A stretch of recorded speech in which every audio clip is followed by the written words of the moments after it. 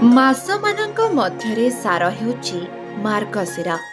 ଏହି ସମୟରେ ଆକାଶ ଥାଏ ମେଘମୁକ୍ତ, ନଦୀ ନିର୍ଝର ଥାଏ, ଶାନ୍ତ ନିର୍ମଳ ଏବଂ ସ୍ୱର୍ଣ୍ଣଭା।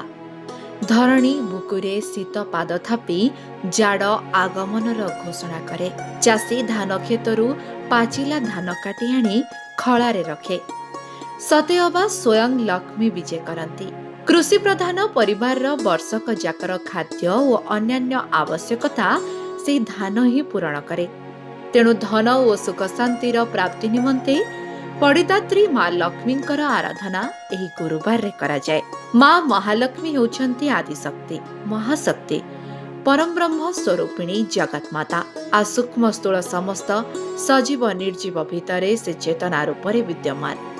କିନ୍ତୁ ସରଳ ଲୋକାଚାରରେ ସେ ଅର୍ଥ ବା ଧନଦାତ୍ରୀ। ଘରେ ଲକ୍ଷ୍ମୀଙ୍କ ଆବାହନ କରିବା ନିମନ୍ତେ ଓଡ଼ିଆ ଘରଣୀମାନେ ଘର ଅଗଣାକୁ ଗୋବରରେ ଲିପାପୋଛା କରି ସେଥିରେ ଝୋଟି ଚିତାମାନ ପକାଇଥାନ୍ତି। ଆମ ଓଡ଼ିଆ ସଂସ୍କୃତିରେ ଝୋଟି ବା ଚିତାର ରହିଛି ଏକ ସ୍ୱତନ୍ତ୍ର ମହତ୍ତ୍ୱ। ଓଡ଼ିଆ ଘରର ଯେକୌଣସି ପର୍ବପର୍ବାଣୀରେ ଝୋଟି ଚିତା ବା ରଙ୍ଗୋଲିର ରହିଛି ଏକ ପ୍ରମୁଖ ଭୂମିକା। ଏହାଦ୍ୱାରା ଘର ଭିତରକୁ ସକାରାତ୍ମକ ଶକ୍ତି ପ୍ରବେଶ କରିଥାଏ ବୋଲି ବିଶ୍ୱାସ ରହିଛି। ଆମ ଚଳଣି ଓ ପରମ୍ପରାରେ ଝୋଟିର ମହତ୍ତ୍ୱ କେତେ ଯେ ରହିଛି ସେ ସମ୍ପର୍କରେ ବିଶିଷ୍ଟ ଆଧ୍ୟାତ୍ମିକ ପ୍ରବକ୍ତା ଇଞ୍ଜିନିୟର ସନ୍ନ୍ୟାସୀ ପଣ୍ଡା କୁହନ୍ତି, ଝୋଟିର ବ୍ୟବହାର କେବେଠୁ ଆରମ୍ଭ ହେଲା ତାର ଠିକ୍ ଆକଳନ କରିବା କଷ୍ଟସାଧ୍ୟ। ହେଲେ ବି ଏହା ଦକ୍ଷିଣ ଭାରତର ଚୋଳ ରାଜବଂଶଙ୍କ ଶାସନ ସମୟରୁ ଆରମ୍ଭ ହୋଇଥିଲା ବୋଲି ଅନୁମାନ କରାଯାଇପାରେ। ରାମାୟଣରେ ମଧ୍ୟ ଏହାର ବର୍ଣ୍ଣନା ରହିଛି। ମା ସୀତାଙ୍କ ସ୍ୱୟଂବର ସମୟରେ ଜନକପୁରର ପ୍ରତି ଘରେ ଘରେ ଏବଂ ସ୍ୱୟଂବର ହେଉଥିବା ମହଲରେ ବି ମୁରୁଜ ଏବଂ ଚିତାରେ ବିଭିନ୍ନ ଆକୃତିର ଝୋଟି ପଡ଼ିଥିବାର ଜଣାପଡ଼େ।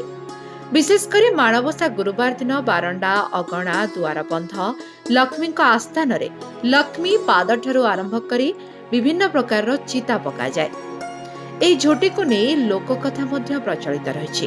ଦେଶର ଦକ୍ଷିଣ ଅଞ୍ଚଳରେ ଆନ୍ଦାଲ ନାମକ ଏକ ମହିଳା ଭକ୍ତ ବହୁ କଠୋର ତପସ୍ୟା କରି ଭଗବାନ ତିରୁମଲାଙ୍କୁ ସନ୍ତୁଷ୍ଟ କରି ତାଙ୍କୁ ପତି ରୂପେ ପ୍ରାପ୍ତ ହୋଇଥିଲେ।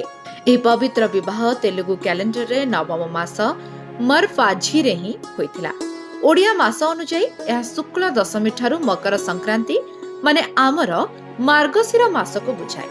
ଏହି ଅବଧିକୁ ଅତ୍ୟନ୍ତ ପବିତ୍ର ବୋଲି ବିଶ୍ୱାସ କରାଯାଉଥିବାରୁ ଅବିବାହିତା ଝିଅମାନେ ବଡ଼ି ଭୋରରୁ ଉଠି ତିରୁମଲାଙ୍କୁ ଖୁସି କରିବା ପାଇଁ ମାସ ସାରା ବିଭିନ୍ନ ପ୍ରକାରର ଝୋଟି ପକାଇଥାନ୍ତି।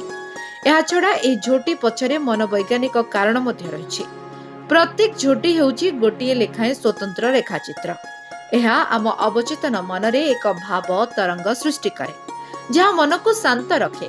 ଅନେକ ରେଖା ସମ୍ବଳିତ ଏହି ରେଖାଚିତ୍ର ବା ଝୋଟିକୁ ଦେଖିଲେ ଆମ ମସ୍ତିଷ୍କରେ ଥିବା ନ୍ୟୁରନ ଗୁଡ଼ିକ ସକ୍ରିୟ ହୋଇ ଉଠନ୍ତି, ଯାହା ଯୋଗୁଁ ମନରେ ଶାନ୍ତି ଆସେ। ଠିକ୍ ସେହିପରି ପ୍ରତ୍ୟେକ ଦେବାଦେବୀଙ୍କ ନିମନ୍ତେ ମଧ୍ୟ ଏକ ସ୍ୱତନ୍ତ୍ର ରେଖାଚିତ୍ର ବା ମଣ୍ଡଳ ରହିଛି, ଯଦ୍ୱାରା ଉକ୍ତ ଦେବୀ ବା ଦେବତା ସହଜରେ ଆକର୍ଷିତ ହୋଇଥାନ୍ତି ବା ପୂଜାପାଠ ସଫଳ ହୁଏ। ତାହା ନୁହେଁ, ଏହା ମଧ୍ୟ ଗୃହର ସୌଭାଗ୍ୟ ବଢ଼ାଏ। ଘର ଭିତରେ ଥିବା ନକାରାତ୍ମକ ଶକ୍ତିକୁ ଦୂରେଇ କେବଳ ସକାରାତ୍ମକ ଶକ୍ତିକୁ ଗୃହ ମଧ୍ୟକୁ ଆକର୍ଷଣ କରି ଆଣିପାରିବାର ଶକ୍ତି ଏହି ଝୋଟିରେ ଅଛି। ତେଣୁ ଆମ ସଂସ୍କୃତିର ଏକ ଅଙ୍ଗ ହେଉଛି ଏହି ଝୋଟି। ମାର୍ଗଶିର ମାସ ଗୁରୁବାର ତଥା ମାଣବସାରେ ଘର ଲିପାପୋଛା କରି ଘରେ ଘରେ ଝୋଟି ପକାଇବା ଦ୍ୱାରା ମା ଲକ୍ଷ୍ମୀ ସନ୍ତୁଷ୍ଟ ହୋଇଥାନ୍ତି ବୋଲି ଲକ୍ଷ୍ମୀ ପୁରାଣରେ ବର୍ଣ୍ଣନା କରାଯାଇଛି। ବର୍ଷକ 12 ମାସ ମଧ୍ୟରୁ ମାର୍ଗଶିର ମାସରେ ଝୋଟି ପକାଇବାର ଏକ ନିଆରା ପରମ୍ପରା ଦେଖିବାକୁ ମିଳେ, ଯାହାକୁ ଶୁଭ ବୋଲି ଗ୍ରହଣ କରାଯାଇଛି। ସତରେ ପୁରୁଣା ସଂସ୍କୃତିରୁ ଆରମ୍ଭ କରି ଆଜି ଯାଏଁ ସବୁବେଳେ ସବୁ ସମୟରେ ଝୋଟି ତାର ସ୍ୱତନ୍ତ୍ର ଯେ ଜାହିର କରିପାରିଛି ସେ କଥା ନିଃସନ୍ଦେହ।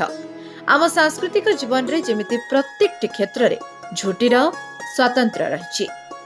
Bureau report, live life Odia.